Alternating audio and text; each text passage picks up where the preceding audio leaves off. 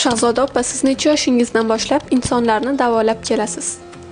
Men o'zim boshqa sohada ishlasamda, o'zimda xususiy korxonalarim bo'lgan, rahbarlik lavozimida ishlaganman. Mana shu davrda ham o'zimga yaqin insonlarga tabobat bo'yicha mahsulotlarni oddiy kukun holatida berib kelganman. Xalqni omma bo'yicha davolamaganman. O'zimga yaqin insonlarga mana shu mahsulotlarni berib, uyimizda ham bitta xona bo'lgan, 10 metrli xonada o'zimning giyohlarim, ijodlarim, Ibn Sinoning kitoblari va opa-dadamni o'sha paytdagi daftarlari, kitoblari bo'yicha o'zimni ustimda o'zim ishlab kelganman. 2017-yili meditsina xodimlaridan bir ikkita uchtasi murojaat qilib qolishdi.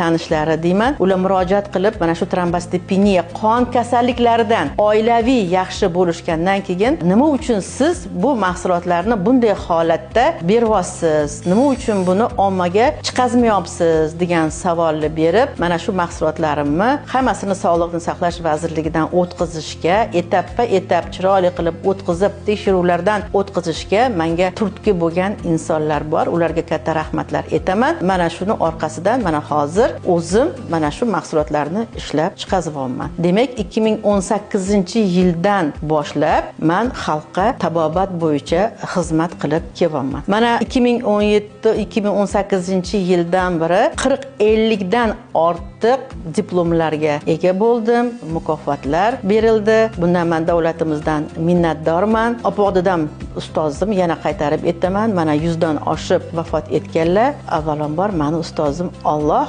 qolaversa men opa-dadamni bergan ilmlari orqasidan mana shunchalik shu darajalarga erishib o'tiribman deb o'ylayman. O'zimni opa-dadam ham mana shu sohada ishlaganlar, hamma taniydi va biron marta meditsinaga murojaat qilib, bir больницада yotib, orqalaridan bir kosa ovqat olib borganimizni umuman eslolmayman. Men o'sha yoshligimdan opa-dada buvini qo'lida katta bo'lganman. Opa-dadam qandaydir menga bir boshqacha mehr berganmilar, yo xudo xolisa mana shu nabiram meni ishimni davom ettiradi deb shu opa-dada buvi meni tarbiya qilib katta qilganlar.